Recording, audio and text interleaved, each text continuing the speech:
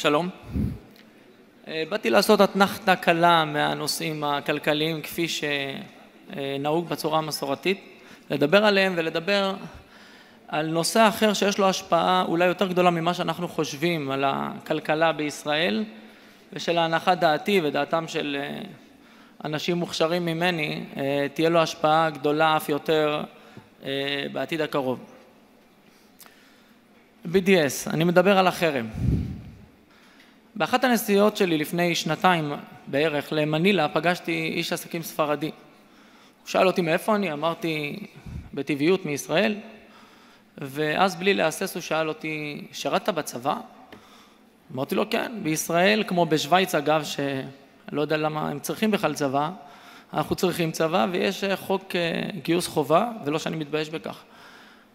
הוא שאל אותי, תגיד לי, היית גם אתה בסיטואציה הזאת של להרוג או לא להרוג תינוק פלסטיני? הסתכלתי וחשבתי איך אני עונה לאיש כזה.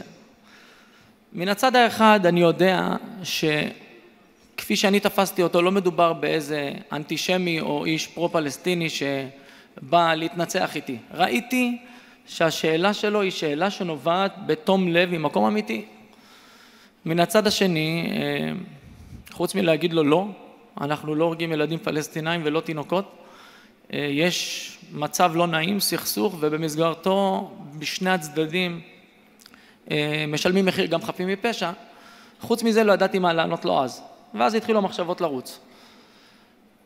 אני רוצה להגיד לכם שהמצב לא נתפס טוב פה בארץ, אנחנו לא מבינים כל כך מה קורה בחוץ, ובביקורים האחרונים שלי בארצות הברית, אחרי שיחה עם חיים סבן ואחרים, אני למדתי שאנחנו נתפסים יותר גרוע ממה שאנחנו חושבים, ואז התחלתי להתחקות אחרי הסיבות לכך.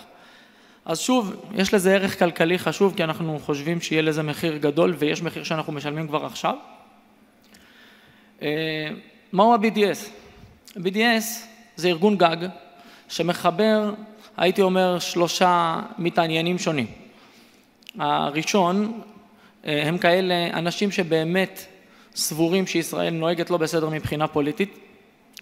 השני, אלה האיש שמתעניין בהקמת מדינה פלסטינאית ופתרון שישראל לא חלק ממנו. והשלישי, סתם אנטישמי שיש גם כאלה. אתם יודעים, אני לא מחדש לכם כלום. חשוב לי נורא להדגיש שאחד, אני אינני פוליטיקאי, 2, אין לי שום כוונה לדבר פוליטיקה, 3, אין לי יומרות להיות פוליטיקאי בעתיד, ו4, אני לא מדבר פוליטיקה. אני אדבר על המשמעות שלנו, מה קורה לכלכלה בעקבות החרם. זה מה שרואים, זה ממש קצת ממה שרואים בעולם. בעולם רואים קריקטורות שונות, כתבות מוטות בצורה קיצונית נגד מדינת ישראל באופן קבוע, ובסופו של דבר גם אדם אובייקטיבי, שבסך הכל רואה טלוויזיה וקורא עיתון, מגבש חוות דעת די שלילית לגבי ישראל. קשה נורא להתמודד עם תמונה של חייל כשהוא חמוש במיטב התחמושת הטכנולוגית, וגם העולם יודע שישראל וטכנולוגיה זה הולך ביחד, אל מול תינוקת פלסטינית חבושה, או תינוק שיושב ואיבד את הבית, ואת התמונות האלה רואים כל הזמן. ה-BDS עובדים בשיטה עם הטכנולוגיה של המחר, כמו שהראיתי לכם בציוטי טוויטר, בפייסבוק, ומפעילים לחץ רציני ומשמעותי בהרבה מקומות והרבה מדינות בעולם, ומקבלים בעקבות כך הרבה חשיפה, ומצליחים להעלות לסדר היום את הסוגיה הישראלית פלסטינאית, ומביאים את זה לכל מגרש. זה נמצא באוניברסיטאות, זה נמצא בבלגיה, בסופרמרקט שמבקשים להוריד מוצרים ישראלים, זה נמצא אצל עובדי הדואר בקנדה שמבקשים להצטרף אליהם לחרם על ישראל, ולהבדיל מהחרם שהיה בראשית בקום המדינה, החרם הערבי, היום המצב הוא אחר, ואני אסביר גם בקצרה למה. הכלכלה הישראלית היא נס. אתם רואים את הצמיחה שלנו ואת הצמיחה של שאר העולם, אנחנו צומחים יותר טוב משאר העולם. אם נסתכל בגרף הזה, אנחנו גם נראה שהצמיחה שלנו טובה יותר מהמדינות המפותחות. זאת אומרת, צריך לבדוק למה אנחנו מצליחים. אז בעבר ייצאנו פירות הדר, כימיקלים ודברים אחרים, אבל היום עיקר הייצוא שלנו הוא מוטה טכנולוגיה. אנחנו מייצאים הייטק ואנחנו מייצאים טכנולוגיה לכל העולם.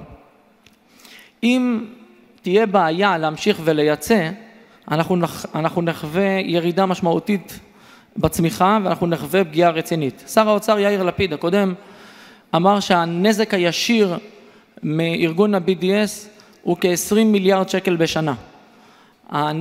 הנזק הזה הולך ועולה. הנזק הזה הולך ומתרחב משום שהעבודה שלהם היא עבודה טובה, טובה לא לנו, טובה להם, באמצעים שאנחנו לא עושים אותם היום, אנחנו לא משתמשים בהם, והם בינתיים חווים הצלחות ואנחנו משלמים מחיר.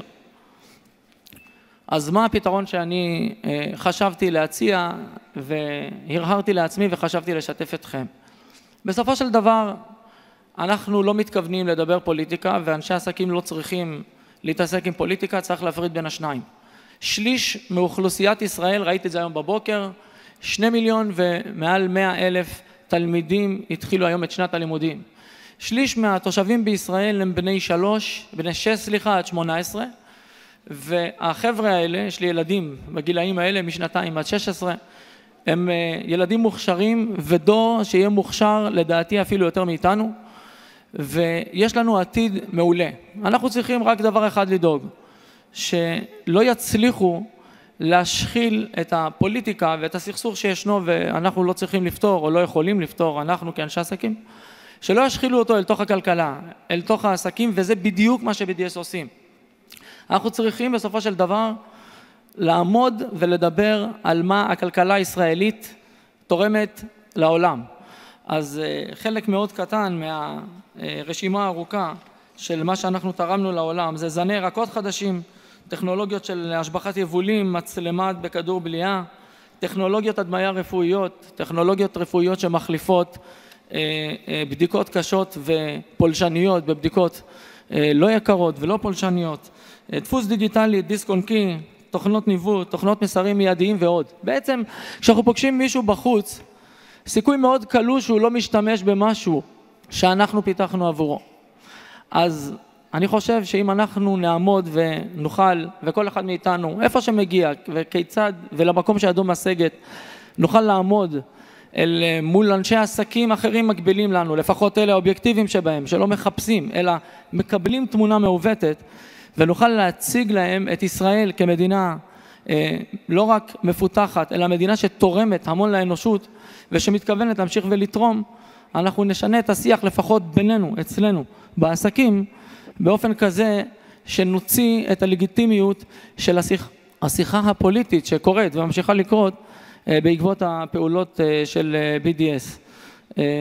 אני באופן אישי עושה את המעט שאני יכול במקומות שאני פוגש, אבל אם כל אדם אחר שמארח פה ומתארח אצל אנשי עסקים אחרים בחו"ל, ייקח את הדרך הזאת, ובכל פגישה יגיד לעצמו מה אני מוסיף עוד קצת, לא תמיד אנחנו הישראלים רגילים לעשות את זה, לפרגן, מה אני מוסיף עוד קצת ומפרגן לחברה ישראלית אחרת שהיא לא אני אציג אותה ואת ההישגים שלה ויגרום לו להרהר בהצלחה המסחרית האחרת מישראל, זה קצת, אבל אנחנו בסופו של דבר לא מעטים, זה יהפוך להיות הרבה, וזה, אם זה יפגום ולו במשהו בהצלחה עד כה של BDS, אנחנו תרמנו את חלקנו כאנשים בתחום הכלכלי, כאנשי עסקים. תודה.